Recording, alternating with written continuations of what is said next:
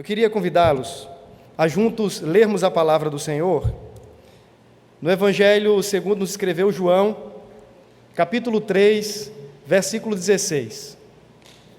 Esse é um daqueles versículos que talvez quando você ouviu agora, você disse: pastor, eu já o sei decorado. João 3,16, texto clássico, como alguém já disse, a miniatura do Evangelho. João capítulo 3, versículo 16, se você quiser pode acompanhar lendo na sua Bíblia, ou na projeção, ou mesmo o recitando nesse momento. João 3,16, vamos juntos proferir estas palavras, que são palavras do Senhor. Porque Deus amou, que deu o seu Filho unigênito, para que todo aquele que nele crê não pereça, mas tenha a vida eterna. Pai bondoso, se valha da instrumentalidade das nossas vidas, para abençoar-nos, ó Deus, através da exposição da Tua palavra. Fale o Senhor e não o homem. Nos dê um senso de compromisso e de fidelidade para com o texto sagrado, ó Deus, e ajuda-nos a entendermos e, sobretudo, vivermos a vontade revelada do Senhor para nós neste santo livro. É a nossa oração, em nome de Cristo e para a glória dele. Amém. Num tempo onde impera um tipo de profetismo do caos, do medo, de morte ou da morte, de tantas atrocidades, rumores de guerras, nada melhor do que ouvirmos boas notícias. Na verdade, não apenas por conta do elemento pandemia ou da guerra entre Rússia e Ucrânia, mas desde que o mundo é mundo, em especial pós-queda, que nós temos vários fatores para o medo, para o pavor, para a desesperança, vários traços de desarranjos. E nós estamos aqui nesta noite, meus irmãos, diante de uma porção textual que nos traz a melhor de todas as notícias. Eu vim aqui nesta noite para apresentar-lhes a notícia que é capaz de transformar o mundo. Não apenas o mundo do ponto de vista sociopolítico, econômico, mas sobretudo o nosso mundo, a nossa história. Está diante de nós um texto sagrado, porque é a palavra de Deus, autoritativa e inspirada, que é capaz de mudar o curso da história. Na verdade, as verdades contidas nesta pequena porção textual mudaram a nossa vida. Mudaram a vida de tantos que aqui estão hoje, de tantos que nós só conheceremos na eternidade. Mas fato é que o Evangelho é uma boa nova de grande alegria. E nada melhor do que ouvi-lo para combatermos este profetismo do caos, que é alarido de alguma maneira através dos canais de comunicação, quer da TV, dos jornais ou mesmo da internet. Fato é que nós precisamos mais do que nunca estar o tempo todo revisitando esta boa notícia, revisitando esta boa nova. E a minha oração é para que nesta noite, a semelhança daquela noite, quando os pastores estavam no campo e foram visitados por um cortejo celestial, angelical, dizendo assim: eis que eu vos trago boa nova, que o será de grande alegria para todo o povo. É que hoje, na cidade de Davi, na cidade de Belém, vos nasceu o Salvador, que é Cristo o Senhor. A minha oração é para que esta noite seja a semelhança daquela noite, que as boas novas do precioso Evangelho de Cristo reverberem em nossa alma, em nosso coração, de modo que saiamos daqui celebrantes e jubilosos, e que o nosso coração seja de alguma forma protegido pelo Evangelho ante as falsas notícias e as más notícias que tanto ouvimos no nosso dia a dia. João 3,16, esse é um texto que ganhou talvez notoriedade ao redor do mundo. Nós temos tantas histórias que são contadas no campo missionário acerca desse texto, uma das quais dizem que em um determinado contexto tribal, uma folha da Bíblia chegou naquele lugar através de missionários, uma página rasgada, e alguém leu essa porção das Escrituras e houve uma comoção de arrependimento, promovida obviamente pelo Espírito Santo através da palavra, e aquela comunidade veio aos pés de Cristo. Nós ouvimos de relatos em que homens de Deus pregaram este texto, que é palavra de Deus, e então o Senhor, por sua graça, trouxe transformação às vidas e às almas que ouviam aquela pregação. Lutero, por exemplo, Ele vai dizer que esse texto é a própria miniatura do Evangelho. Spurgeon, o príncipe dos pregadores, chegou a afirmar que este versículo poderia ser colocado na frente de todos os seus volumes, como tema único do seu ministério. Matthew Henry disse que João 3,16 é a própria palavra da reconciliação em miniatura, o resumo da obra da redenção. Tantos teólogos, eruditos e pregadores olharam para esse texto com tamanho apreço. E não pode ser diferente conosco essa noite. Nós estamos diante de um texto que, e aqui eu não quero colocar em posição de equivalência em relação a outros, como se este texto fosse mais importante do que qualquer outro, mas certamente, por ser palavra de Deus, temos diante de nós uma estrutura textual que é capaz de trazer esperança à alma mais desesperada.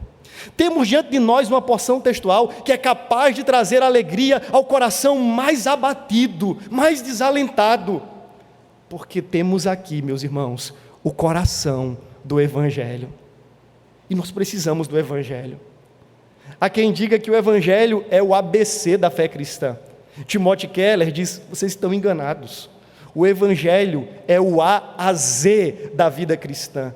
Tudo passa pelo Evangelho, tudo depende do Evangelho, tudo é transpassado pelo Evangelho. Não há absolutamente nada na realidade da experiência cristã que não seja tocado pelo Evangelho de Cristo Jesus. Igrejas existem pela pregação do Evangelho. Pecadores são atraídos ao Calvário, aos pés da cruz, por causa da pregação do Evangelho. Os eleitos são chamados irresistivelmente quando ouvem as declarações do Evangelho. Por essa razão, meus irmãos, nesta noite, ouviremos mais uma vez sobre o Evangelho de Cristo, que mudou a história de tantos, a sua história, e quem sabe pode mudar a sua história. Você que me ouve, chegou aqui a convite de alguém, ou mesmo você que me acompanha pela internet, dizendo: eu não sei como vim parar aqui. Eu queria trazer esta boa nova de alegria para o seu coração também nesta noite. Vamos nos ambientar no texto? João 3, não apenas 3,16, relata-nos aquele momento histórico em que um homem chamado Nicodemos foi ter com Jesus à noite. Esse é um detalhe da narrativa bíblica, talvez por causa do nível de sua importância dentro do colegiado teológico da época, dentro do escopo religioso. Aquele homem vai procurar Jesus meio que na surdina. Ele não queria ser percebido, ele não queria ser visto, e ele o procura à noite. Quando ele chega até Jesus, ele se apresenta tecendo inúmeros elogios ao mestre. Bom mestre, eu sei que tu vens da parte de Deus, ninguém pode fazer os sinais que tu fazes se Deus não estiver com ele. E ele começa a elogiar o mestre, ao passo que, de pronto, Jesus parece interromper a fala de Nicodemos, o mestre da lei, e assume o protagonismo daquele discurso. No primeiro momento, a fala era de Nicodemos para Jesus. No segundo momento, a fala é de Jesus para Nicodemos. E então, quase que abruptamente, o mestre diz assim: Nicodemos, você precisa nascer de novo. Ao que aquele homem, ouvindo as palavras de Jesus e não as compreendendo, diz assim: mas como pode isso acontecer? Eu já sou um homem velho, como entrarei outra vez no ventre da minha mãe, para ali ser gestado e vir ao mundo uma outra vez, uma segunda vez? Ao que Jesus disse: você não está entendendo nada. O que é nascido da carne é carne, o que é nascido do Espírito é Espírito. Eu estou falando que você precisa nascer de Deus, pois aquele que não nascer de Deus, aquele que não nascer do alto, não pode tomar parte no reino de Deus, no reino dos céus. E Jesus segue então conversando com Nicodemos, e no decurso da sua conversa, ele aponta para aquele episódio que está registrado lá no livro de Números 21, quando o povo de Deus estava naquele período ainda de peregrinação, e eles foram atacados por várias víboras, serpentes, e muita gente começou a morrer, e Deus então falou por intermédio de Moisés, dizendo que fosse hasteada uma serpente de bronze, de metal ou de bronze, agora ficou na minha cabeça, mas foi hasteada uma serpente de prata, agora aqui, nem de bronze, de prata. Aquela serpente foi hasteada no deserto. E a palavra do Senhor, por intermédio de Moisés, foi a seguinte: Todas as vezes que alguém for picado por uma serpente, deve voltar os olhos para a serpente que está ali hasteada, representando uma ação curadora de Deus. E assim o faziam. Jesus então se vale dessa narrativa para dizer assim: você lembra da serpente que foi hasteada lá no deserto?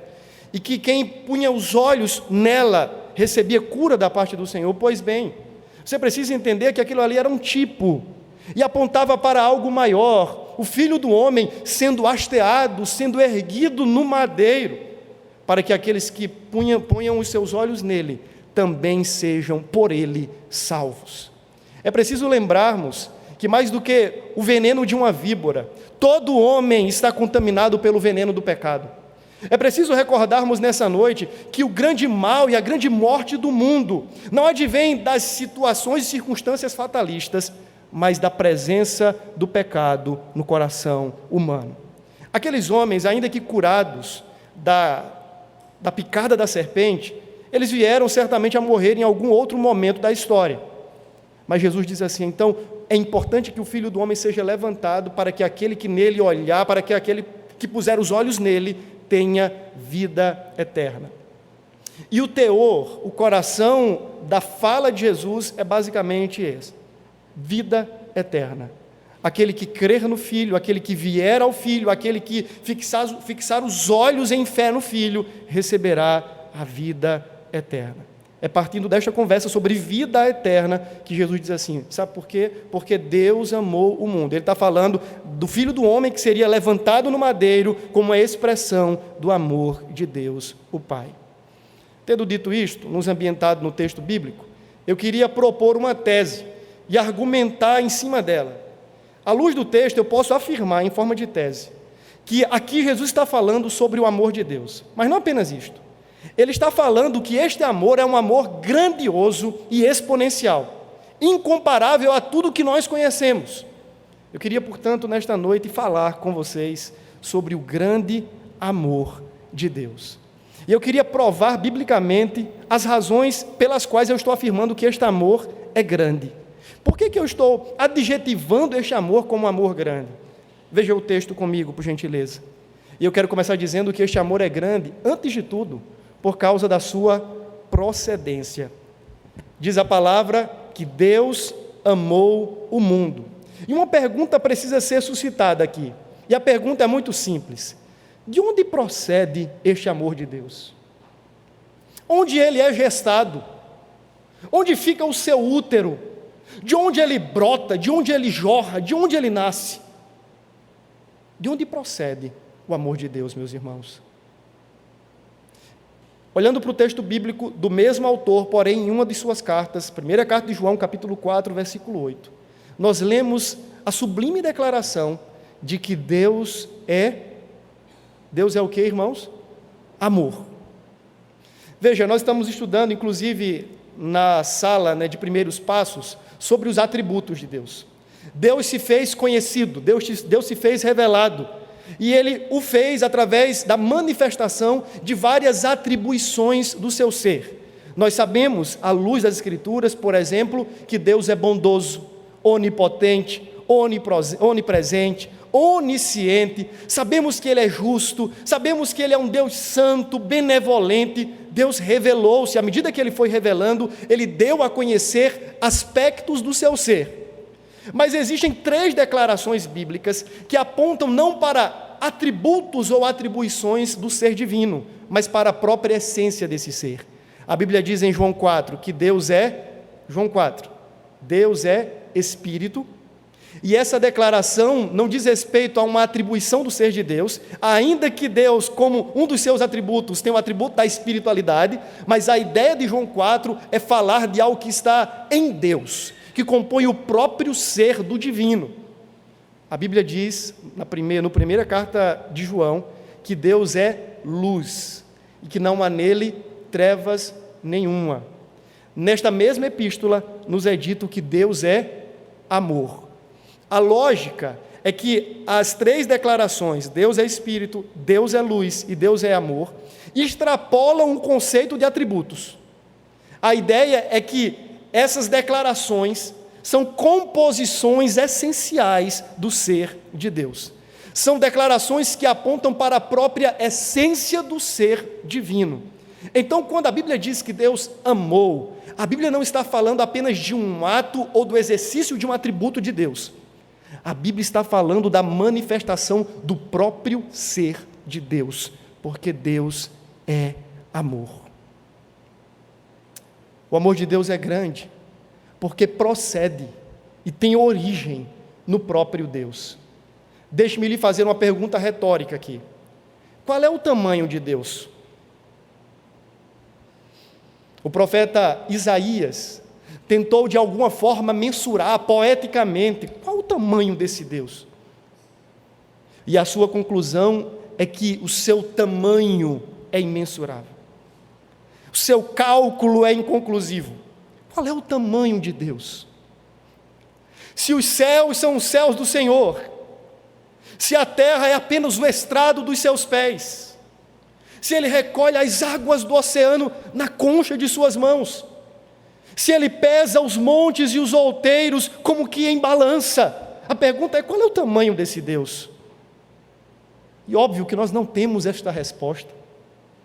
Deus é infinito em seu ser. Não há nada que possa de alguma forma parametrizar Deus, nenhuma régua. Se nós não podemos medir a Deus, certamente não temos como medir o tamanho do seu amor.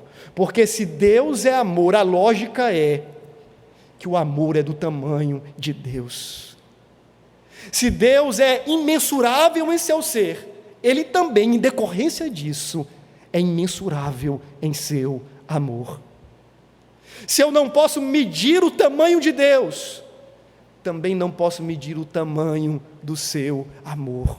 Logo, eu posso afirmar categoricamente que o amor de Deus é grande, porque procede de um ser divino que não pode ser medido e que não cabe em medida alguma. Mas o texto continua. Eu quero dizer, em segundo lugar, que o amor de Deus é grande não apenas por causa da sua procedência, mas o texto fala o seguinte: Deus amou o mundo de tal maneira. Pega essa palavra mundo agora. E eu quero dizer que, em segundo lugar, o amor de Deus é grande, não apenas por causa da sua procedência, mas por causa da sua abrangência, ou por causa da abrangência do objeto amado. Deixa eu tentar explicar agora a palavra mundo que aparece no texto.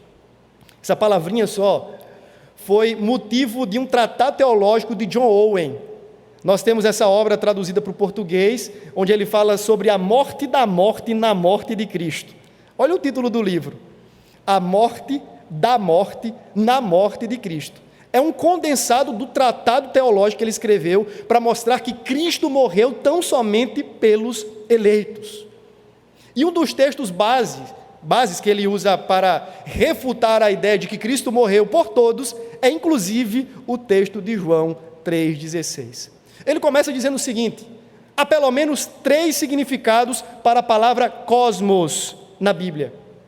O primeiro significado é cosmos como estrutura criada, como natureza, como o cosmos mesmo, como a estrutura da galáxia, do universo, quase falava multiverso aqui, do universo, e de tantas coisas que a gente pode ver, até mesmo daquilo que a gente não pode ver. As criaturas visíveis e invisíveis, os seres animados e inanimados, tudo que existe de forma material e espiritual pertence a essa estrutura cosmológica. Deus, o Criador deste mundo, como diz lá em Gênesis capítulo 1. A segunda possibilidade de tradução para a palavra cosmos é cosmos no sentido de um sistema de mundo, um sistema que opera contra os valores de Deus. Mundo como um sistema de valores, de ideias e de comprometimentos do coração que de alguma forma concorrem com os valores de Deus e da sua palavra. Um exemplo bíblico para isso, o próprio João diz assim: filhinhos, não ameis o mundo e nem o que há no mundo. Essa ideia de mundo ali é, portanto, essa conjuntura de valores, de princípios, de ideologias, que de alguma forma concorre e que se opõem aos valores da palavra de Deus. A terceira possibilidade de tradução para a palavra cosmos é humanidade. E John Owen diz que é sobre isso que Jesus está falando aqui. Diz que Deus amou a humanidade. Aí você diz, pastor, agora John Owen criou um outro problema.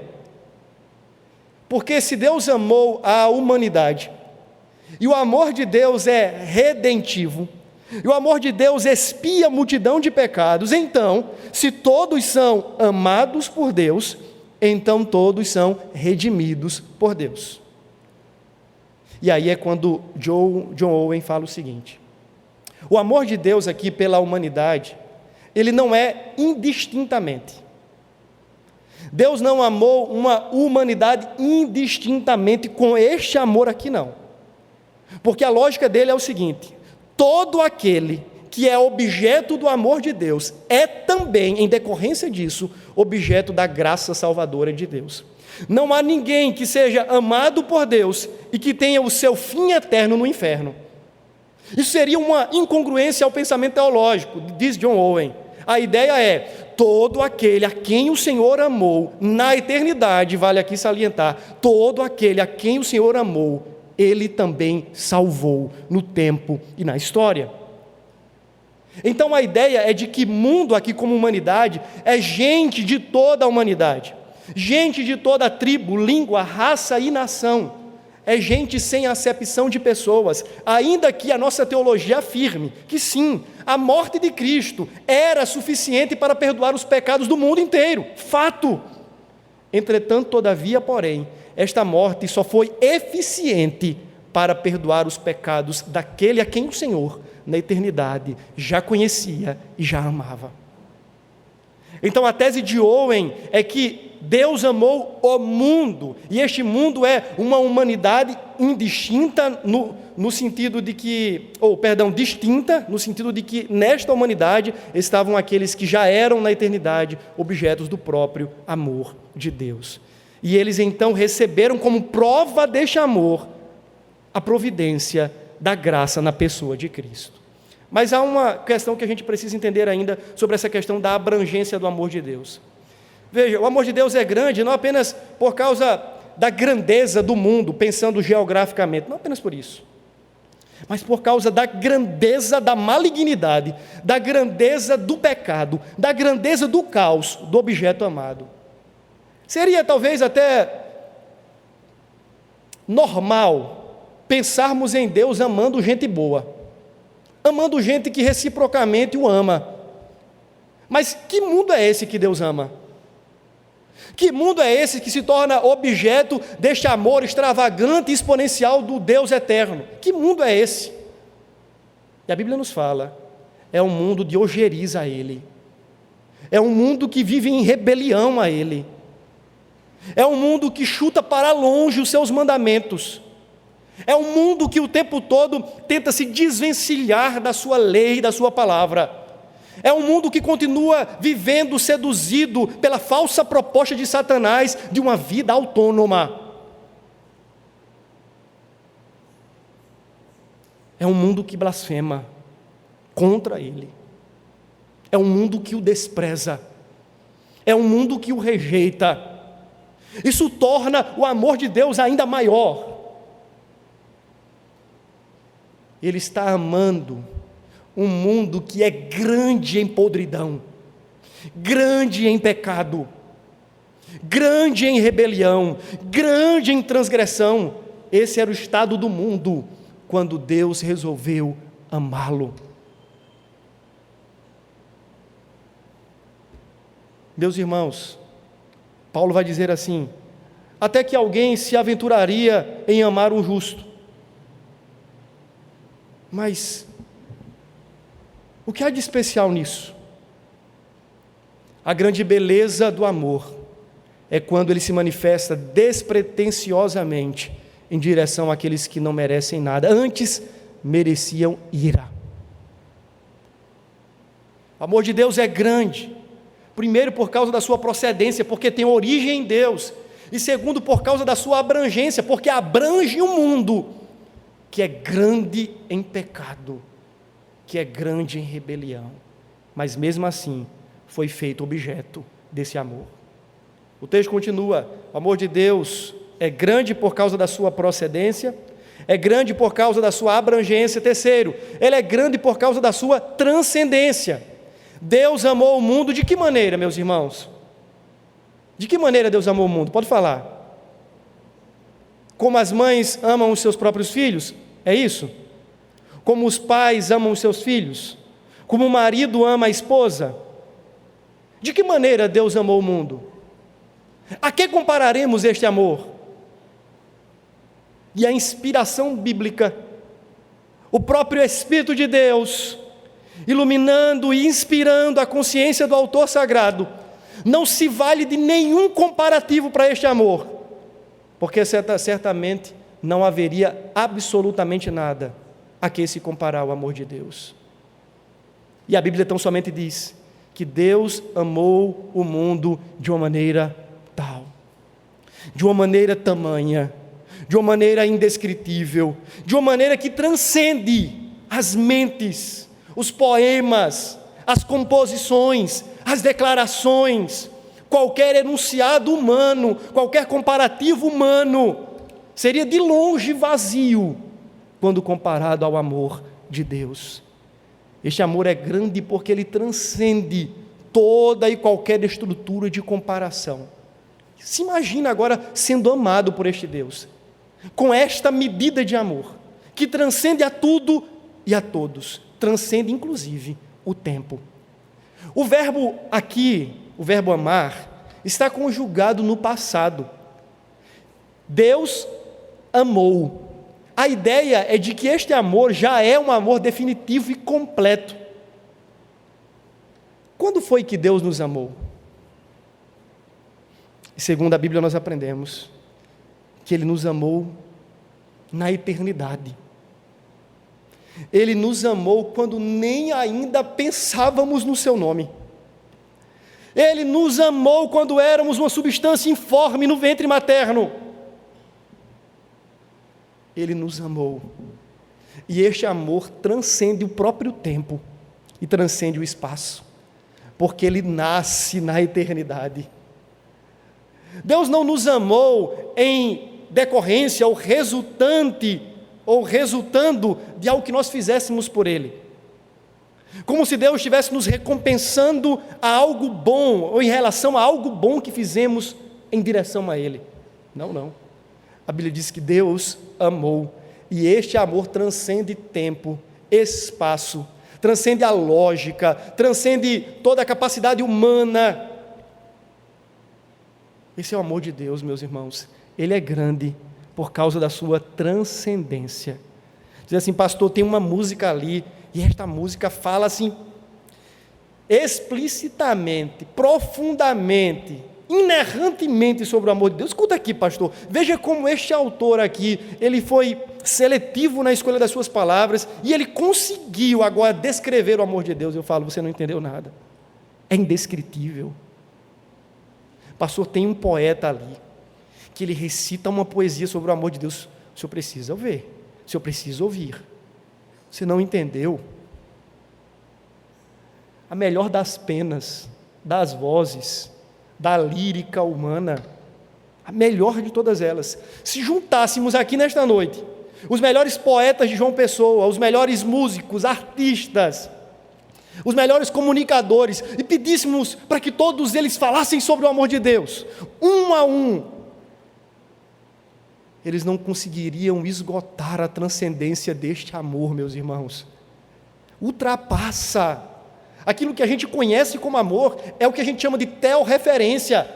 Eu amo em teorreferência ao amor dele, mas a minha medida de amor nada é em comparação ao próprio amor de Deus.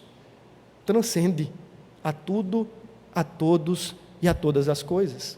Mas o texto continua, diz que Deus amou o mundo de tal maneira que Ele fez o quê? Ele deu o seu próprio Filho. Sabe por que o amor de Deus é grande? Quarto lugar, por causa da sua providência. por causa daquilo que deste amor provém. E o que é que provém deste amor? Qual é o maior presente deste amor? E a Bíblia diz: Deus amou o mundo que deu um dos seus anjos para morrer em lugar dos pecadores. É isso? Deus amou o mundo de uma maneira tão grande que pegou assim e disse assim: rapaz, eu vou sacrificar um dos astros no lugar dos pecadores. Não, não. Ele pegou tudo de si, a expressão exata do seu ser, a exegese do seu ser, a plenitude do ser divino em Cristo, e o deu, e o entregou, sacrificial e vicariamente, em lugar de gente como a gente. Veja como é grande o amor de Deus, ao ponto dele entregar o seu próprio Filho para morrer em lugar de pecadores, que vivem, não apenas viviam, mas vivem muitas vezes em contrariedade à sua vontade, em descompromisso à sua palavra. A personificação máxima deste amor é Cristo, encarnado, morto e ressuscitado, ressurreto, para a salvação de todo aquele que crê. Você quer saber mesmo quão grande é o amor de Deus? Volte os olhos na história e ponha-os na pessoa de Cristo. Volte os olhos em especial para o Gólgota. Veja o eterno Filho de Deus sendo em seu lugar, em meu lugar, morto, transpassado pelos nossos pecados. Voltemos os olhos na história e contemplemos o unigênito do Pai sendo moído por causa das nossas iniquidades. Os cravos eram seus e meus, a cruz era sua e minha, o pecado era seu e meu, mas Deus, por causa do seu grande amor, ao invés de nos hastear, de nos levantar pela sua ira, de manifestar contra nós a sua santa justiça, Ele hasteou e levantou o seu próprio Filho no madeiro. Cristo, como Rei da glória, deveria ter vindo ao mundo com o cetro real, com um manto belíssimo, assentado não num jumento, mas talvez cercado de cavalarianos, montado talvez no melhor alazão da sua época, mas ele vem como gente humilde, como expressão do amor de Deus. Quando eu olho assim, eu digo: Senhor, eu entendo porque Paulo disse na sua segunda carta aos Coríntios: o amor de Deus nos constrange. Como pode alguém amar assim, irmãos? Eu não sou capaz de dar o meu filho para morrer pelo melhor dos homens, nenhum deles. Se eu tivesse 15, nenhum deles. E quem quiser morrer, que morra. Mas eu sou o único pecador aqui, então eu sei que você faria diferente. Mas Deus tomou o seu próprio e único filho e o deu no lugar de meninos bonzinhos, como você, né? Como eu. Não. Ele foi entregue no lugar dos malfeitores, fazendo-se pecado em nosso lugar, assumindo e bebendo, sorvendo até a última gota do cálice da justiça de Deus em nosso lugar, sendo humilhado, escarnecido, maltratado em nosso lugar, tornando-se vergonha pública em nosso lugar, padecendo dores agônicas em nosso lugar. E eu me pergunto: desde quando eu mereci isso? E a resposta é: nunca, nem merecerei. Mas quando eu olho para este grande amor, eu fico constrangido, porque eu sei que Ele não está em pé de igualdade com o amor que a Ele devolvo. É maior. O amor de Deus é tão grande, meus irmãos, que Ele entregou o seu próprio Filho para morrer em nosso lugar. Com vistas a quê? E o texto termina: para que todo aquele que nele crê não seja condenado, mas tenha vida eterna. O amor de Deus é grande, primeiro, por causa da sua procedência. Segundo, por causa da sua abrangência. Abrange um mundo caído e em rebelião contra ele. É grande por causa da sua transcendência. Transcende as descrições humanas, as poesias humanas, os comparativos humanos. Ele é grande por causa da sua providência, porque provém deste amor graça e salvação personificada em Cristo. Mas ele é grande por causa da sua decorrência. O que é que decorre então deste amor? Vida eterna. A gente faz de tudo para viver muito. A longevidade é algo que nós de alguma forma almejamos, uma boa longevidade. Por isso que nós nos contemos na comida, não dá para comer hambúrguer e pizza todo dia, ainda que no céu, quem sabe, sem ter as taxas alteradas. Olha que coisa boa, Senhor. Fico brincando, eu digo assim, imagina uma piscina de Coca-Cola, a gente saiu ali, e no final, olha, nenhuma taxa alterada, glória a Deus, corpo transformado. Mas o que eu quero que você entenda é que vida eterna é muito maior do que vida longa. Se já é bom ser longevo, com saúde, imagina viver eternamente num corpo transformado e glorificado, ser a semelhança do que Ele é. Meus irmãos, a grande promessa que está posta no texto, em decorrência da provisão da graça em Cristo Jesus, é vida eterna. Vida essa outrora experimentada em algum sentido por Adão, e agora ressignificada no novo Adão, a saber, Cristo Jesus.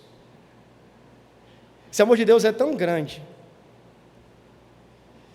que Ele deseja que aqueles que são objetos do seu amor estejam com Ele por toda a eternidade. Eu gosto de estar perto de pessoas que amo, ou a quem amo.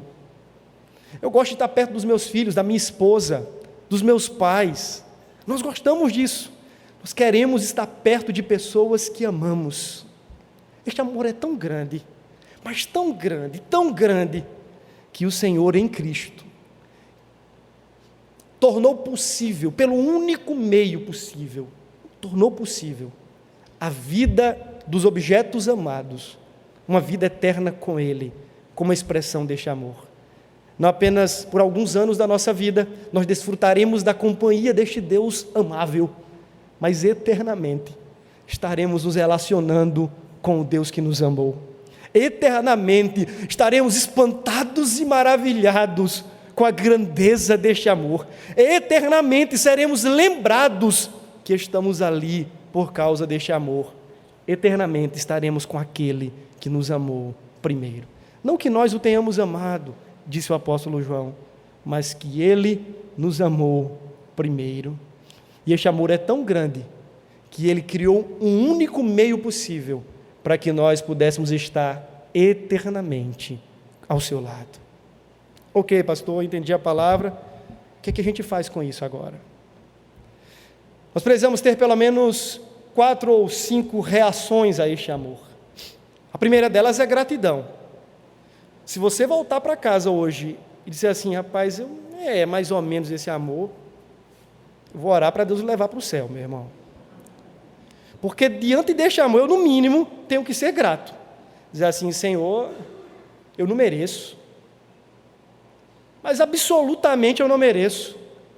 Não há qualquer mérito em mim, antes há muitos deméritos. Mas o Senhor ainda assim me amou. Deus, muito obrigado. Obrigado porque outrora eu não era povo, mas agora sou povo do Senhor. Por quê? Porque o Senhor me amou. Obrigado, Deus, porque antes eu vivia no lamaçal do pecado, mas agora está sobre mim o perdão em Cristo Jesus. Obrigado, Deus, porque por causa deste amor, eu que estava perdido, fui achado. Obrigado, porque nos braços deste amor, este vil pecador aqui, recebeu aconchego em sua alma. Obrigado, Senhor. Eu não merecia. Eu sou como aquele pródigo, fétido, e com razões infindas para o Senhor me mandar para o inferno sem nem pensar. Mas apesar disso, o Senhor me amou. Muito obrigado, Senhor. Muito obrigado pelo teu amor. A doutrina do amor de Deus deve, no mínimo, impulsionar-nos a um coração grato, a uma postura de gratidão. Mas, para além disso, este amor deve gerar em nós impulsos de adoração. Porque para que Deus nos amou? Deus nos amou para que nós o amássemos também. A única forma possível de nós expressarmos amor a Deus é experimentando primeiro o amor de Deus. Então Ele me ama, e este amor, ao mesmo tempo que me abençoa, também me capacita a amá-lo de volta. Eu só consigo externalizar amor a Deus, devotar amor a Deus, porque por Ele sou primeiramente amado. Então Deus me ama, para que em decorrência deste grande amor, eu possa amá-lo de volta, com todo o meu coração, com toda a minha alma, com todas as minhas forças e com todo o meu entendimento. Eu preciso, no mínimo, retribuir a este amor, amando-o de volta. E amar a Deus, na linguagem bíblica, é adoração. Meus irmãos, nós não podemos mitigar, diminuir, reduzir a nossa adoração a este Deus que tanto nos amou. Antes, essa adoração precisa estar exalando de nós, pensarmos em tudo na perspectiva do amor a Deus. Eu vou fazer isso aqui porque isso aqui revela amor a Deus. Não vou fazer isso aqui porque isso traria certamente um desgosto ao coração de Deus. Eu vou fazer isso aqui porque isso agrada o coração daquele que muito me amou. E veja que essa é a dinâmica do Evangelho.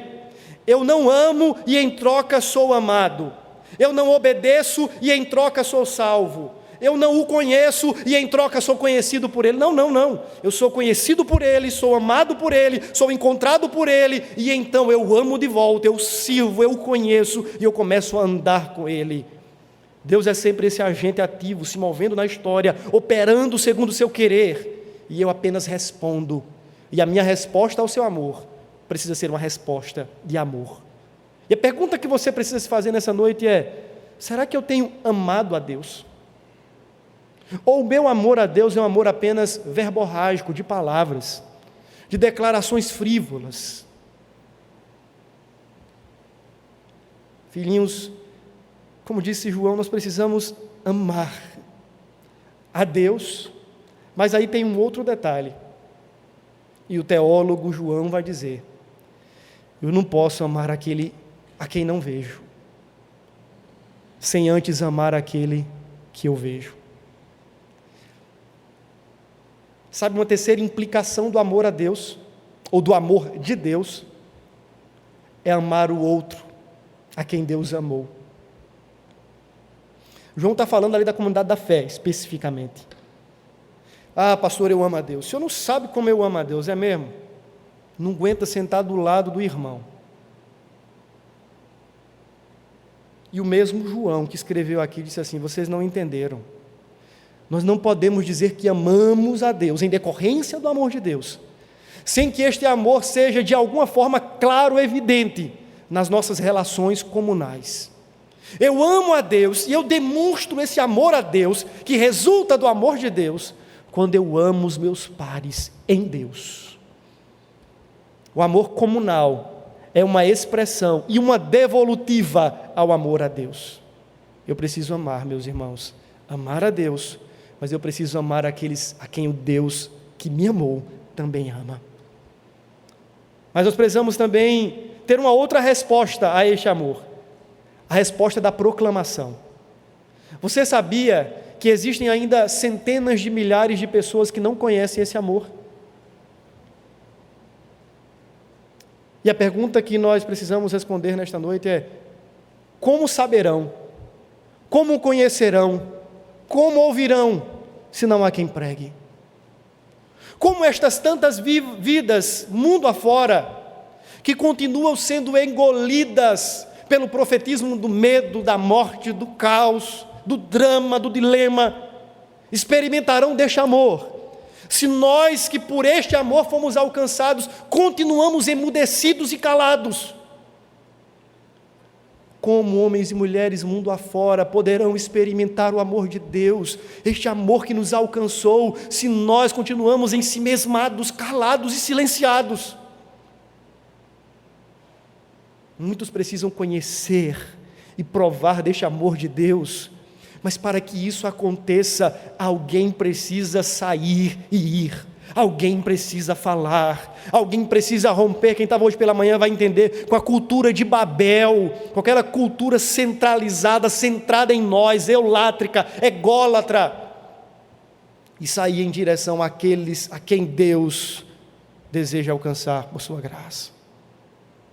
Se eu fui amado, é egoísmo da minha parte não compartilhar esse amor com outros. No seu trabalho, dentro da sua casa, no seu prédio, no meu prédio, na sua rua, na minha rua, na fila do banco, na fila do pão, na sua escola, na sua universidade, certamente existe alguém que precisa ouvir sobre o amor de Deus. Mas a pergunta é: quem falará? Quem irá? Meus irmãos, eu quero encerrar definitivamente as minhas palavras recitando a letra de um cântico que eu gostaria de saber cantar, mas eu só sei recitar, lendo, que fala sobre o amor de Deus. E diz assim: o amor de Deus é singular. Ninguém jamais pôde explicar. É bem mais vasto que os céus, é sublime além do véu. A nossos pais que transgrediram, Deus prometeu Jesus.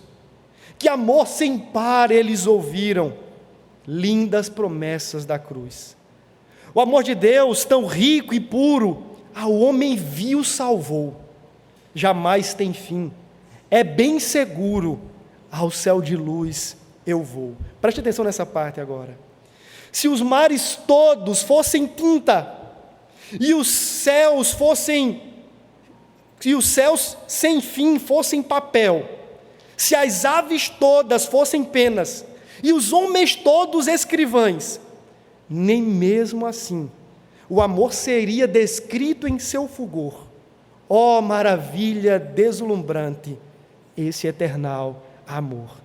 Acho que coisa fantástica. Se pudesse juntar todos os mares e transformá-los em tinta, se os céus se tornassem em papel, as aves todas se transformassem em penas, e todos os homens escrivães, ainda assim, não poderiam descrever o fulgor deste grande amor de Deus.